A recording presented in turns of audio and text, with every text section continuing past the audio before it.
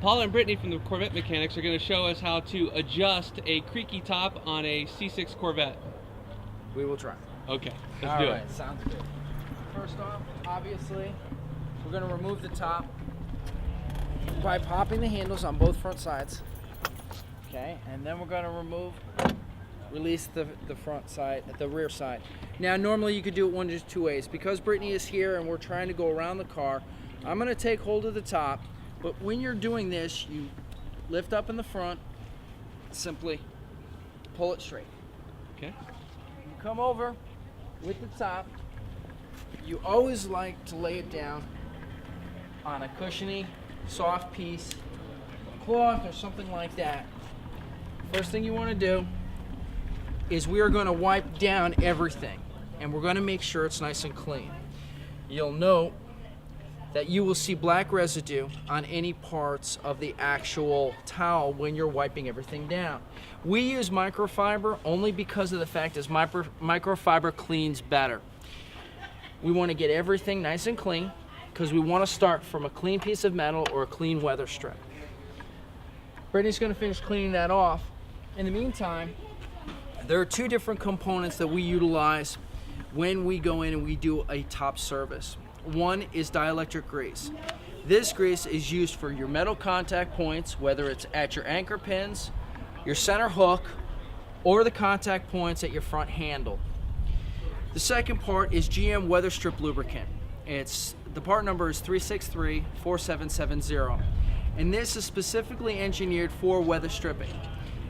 It absorbs into weather strips better and more accurately, but also in the same instance provides less mess, and it does not stick as it would in the past with utilizing something along the lines of silicone grease.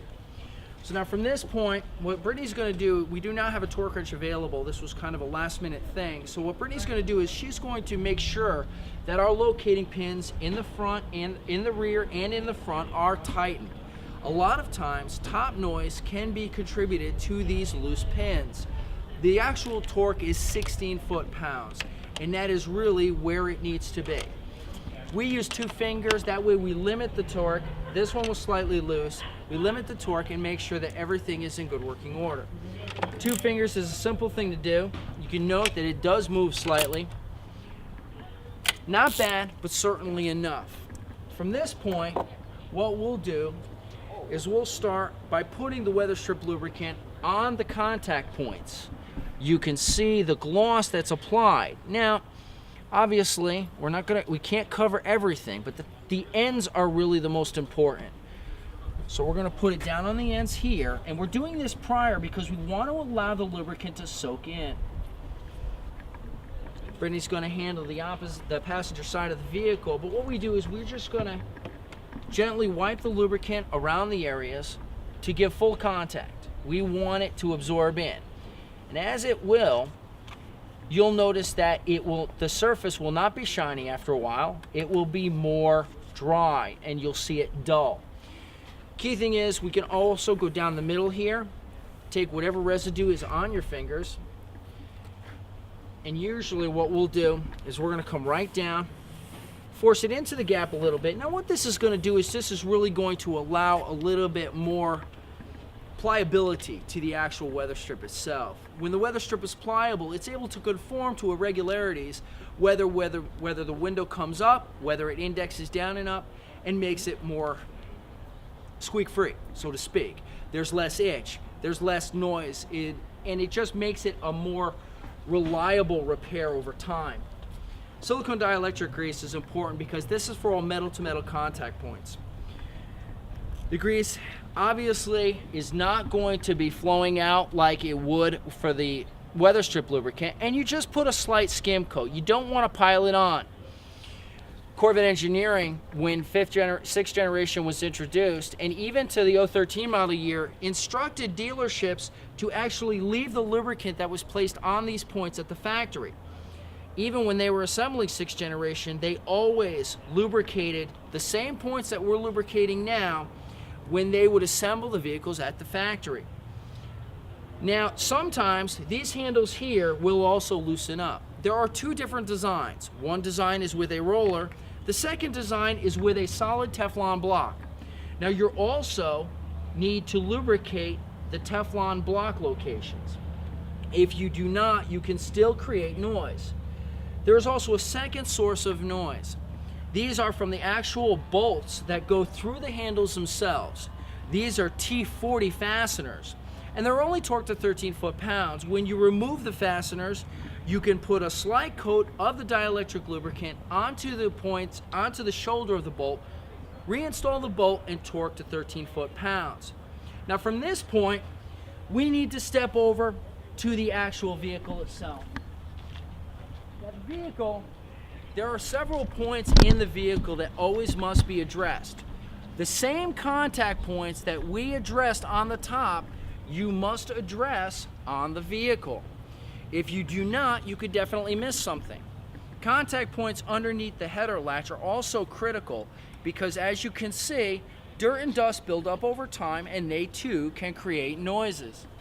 So while Brittany's doing this, I'm going to take a little bit of the dielectric grease and I'm going to put that into the socket areas, meaning the front windshield header latch socket, also the ramp, the stainless steel ramp that is where the handle latch on the top actually contacts. We want to make sure that we have a slight skim coat, nothing excessive. We don't want to put it on so it gets all over the place. Brittany will take care of that side of it. I'm going to lubricate the latch back here. And then from that point, obviously, we're going to go and I'm going to need the microfiber towel one more time.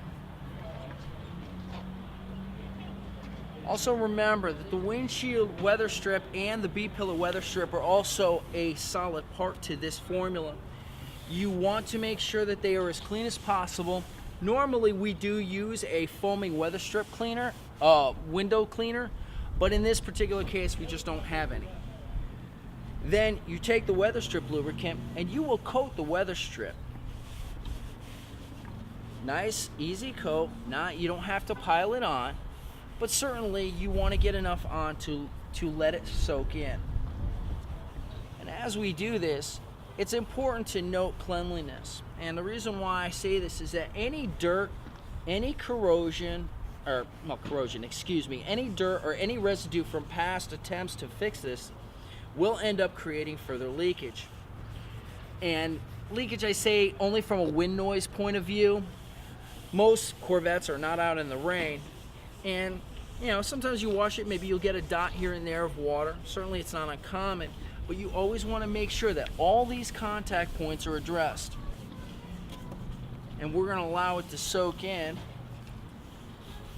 And key is to wipe it in, get it set in there nice and work it in. And that'll keep these weather strips pliable for many, many years to come. Now, I recommend doing it once a year, doing a top adjustment and a weather strip service on a C6 once a year. Some people do not drive them enough, so what ends up happening is that maybe you can go 2 years if you're only putting 1,000 miles a year. It's certainly possible. The key thing to understand is a little bit of maintenance like this in the time that you're listening to this video can go a long way to the pleasure of driving your Corvette. Now from this point, we're going to take, did I hand you my microfiber towel, please? Normally, I would allow the lubricant to sit for 1 hour, but I will take the excess off just in order for this video to prove our point. Once you're at this point, we're going to fully wipe it down. Then we will wipe off the weather stripping.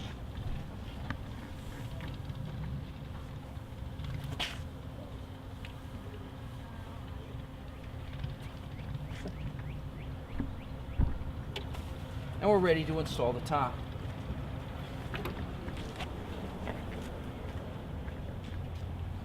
When you install the top, be very cautious. You can use your elbow as support, slide it right into the junction points, pull down firmly, and listen for the snap. When you're doing a top adjustment, if you do not have a snap of firm tension behind latching those headers, you may get movement, you may get leaks. But the combination of correct fastener tightening, lubrication and cleanliness will create a top that is squeak-free, rattle-free. It does not give you the noises that 6th generation Corvettes are most prevalent for. Okay, and if we want to learn more about maintenance and keeping your cars up to date, where do we go to, Paul? You can go to thecorvettemechanic.com. You can also visit our Facebook page at facebook.com/Corvette Mechanic, and we'd be happy to help you with anything you need. All right, well, fantastic. Well, we appreciate this opportunity, and fantastic job. Thank you. Thank you.